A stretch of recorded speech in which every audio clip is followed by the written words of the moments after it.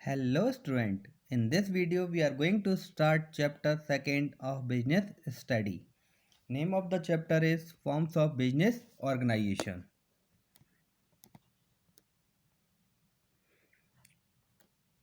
2.1 introduction. इस chapter में हम पढ़ेंगे जो बिजनेस ऑर्गेनाइजेशन होते हैं उनकी अलग अलग फॉर्म होती हैं, मतलब किस किस लेवल के बिजनेस ऑर्गेनाइजेशन होते हैं, उनकी अलग अलग कैटेगरी गिवन होगी। तो जितने तरह के बिजनेस ऑर्गेनाइजेशन होते हैं वो टाइप्स अपन इसमें पढ़ेंगे। Generally there are 5 types of business organisation. They are sole proprietorship, joint Hindu family business, partnership, cooperative societies and joint stock company. तो let us start first one, sole proprietorship. इसके नाम से समझ में आ रहा है, सोल मीन्स इंडिविजुअल। एक छोटे छोटे आपने देखे होंगे अपने आसपास जो दुकानें हैं, जनरल स्टोर्स हैं, ऐसे ऑर्गेनाइजेशंस क्या कहलाते हैं? Sole proprietorship. यहाँ सिर्फ एक सिंगल ओनर होता है और उसी के हाथ में सारी चीज़ें होती हैं। मीन्स वो बिजनेस का कंट्रोल भी उसके हाथ में होता है, बिजनेस का डिसीजन भी वो खुद ही ले सकता है, उसको डिस्कस करने की ज़रूरत नहीं होती, और नुकसान भी होता है तो वो ही उठाता है। तो अपने जनरल आसपास अपन जो छोटी छोटी दुकानें देखते हैं वो छोटे छोटे बिजनेस सोल प्रोप्राइटरशिप में ही आते हैं, जिसमें सिंगल ओनर ही होता है। इसको समझने के लिए इसके कुछ कैरेक्टरिस्टिक गिवन है। Features of sole proprietorship, formation and closure. तो कैरेक्टरिस्टिक में सबसे पहला है फॉर्मेशन एंड क्लोजर। इसमें ऐसे बिजनेस को चालू करना या फॉर्मेट करना, बनाना आसान होता है और बंद करना भी आसान होता है। कुछ लीगल फॉर्मेलिटीज़ होती हैं, बस वो फुलफिल करना है और बिजनेस चालू कर सकते हैं।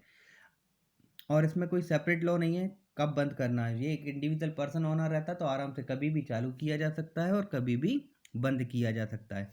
लाइबिलिटीज़ की अगर हम बात करें तो सोल प्रोप्राइटरशिप में सिंगल ओनर होता है तो उसी के हाथ में सारी चीज़ें होती हैं। तो पूरा का पूरा अधिकार किसका होता है? सिंगल ओनर का। तो उसके पास अनलिमिटेड लाइबिलिटीज़ होती हैं, क्योंकि उसको किसी से शेयर नहीं करना है लाइबिलिटीज़। तो पूरी लाइबिलिटीज़ किसके पास होती है? ओनर के पास।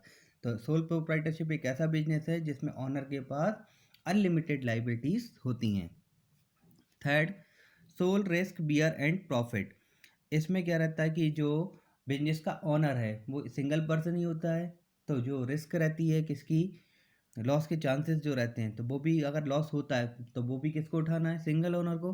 और प्रॉफिट भी हो रहा है तो वो पूरा का पूरा प्रॉफिट किसको मिलना है? सिंगल ओनर को, क्योंकि सिंगल ओनर ही उसमें प्रॉपराइटर होता है। बिजनेस में कंट्रोल, फोर्थ है कंट्रोल। तो जो कंट्रोल है ऐसे बिजनेस में, वो कंट्रोल किसके हाथ में रहता है? इंडिविजुअल ओनर के हाथ में। तो पूरा कंट्रोल एक पर्सन के हाथ में ही होता है।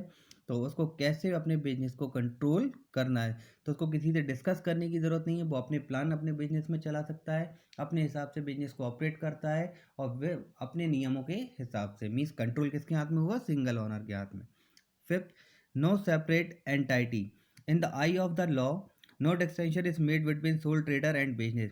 अगर अपन नियम के हिसाब से देखते हैं तो हमें समझ में आता है सोल ट्रेडर और बिजनेस में कोई सेपरेट आइडेंटिटी नहीं होती।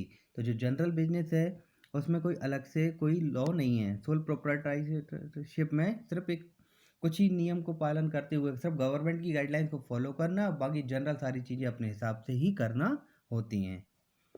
5 point is sufficient for this. Next, कुछ सब मेरिट्स आर गिवन। इसमें इसके कुछ मेरिट्स दी हुई हैं, जैसे क्विक डिसीजन मेकिंग। बाकी सारे बिजनेस में क्या रहता है कि एक सिंगल ओनर नहीं होता, दो या दो से ज़्यादा ओनर होते हैं। तो उसमें डिसीजन लेना है तो सबकी सहमति होना जरूरी रहती है, करना होता है, तो इसमें क्या डिले होती है डिसीजन। लेकिन सोल प्रोप्राइटरशिप में ऐसा नहीं है, एक सिंगल ओनर है तो वो अपने डिसीजन क्विक ले सकता है, तो ये एक फ़ायदा है। Second, confidently of information. Sole decision making authority enable the proprietor to keep all the information related to business operation confidential. तो मतलब वो खुद ही कॉन्फिडेंट रहता है कि हम जो डिसीजन ले रहे हैं वो सही होगा, उसको किसी से पूछने की ज़रूरत नहीं होती, वो अपने फ़ायदे के हिसाब से कोई भी डिसीजन ले सकता है। तो एक soul trader is not bound by law मतलब ऑफ पब्लिश फर्म अकाउंट, मतलब वो अपने फर्म में जो भी नियम है उनके हिसाब से बंधा नहीं होता, उसके हाथ में उसका खुद का अधिकार होता है। Direct incentive, a sole proprietor directly reaps the benefit of his or her effort। वो जितनी मेहनत करता है उसका पूरा फ़ायदा उसी को मिलता है, उसको अपना फ़ायदा किसी से शेयर करने की ज़रूरत नहीं होती। Sense of accomplishment, there is personal satisfaction involve in the working for oneself. अगर हम खुद का काम करते हैं तो अपने काम से हम खुद ही सेटिस्फाई होते हैं। मीन्स एक सोल प्रोप्राइटर है, अगर वो काम कर रहा है तो अपने काम से वो खुद सेटिस्फाई होता है और अपनी नॉलेज के हिसाब से उसको सक्सेस मिलती है। अनलिमिटेड लाइबिलिटी समझाने की ज़रूरत नहीं है, पूरा अधिकार उसी का होता है। Okay, this is sufficient for this video. In next video, we can continue the remaining portion.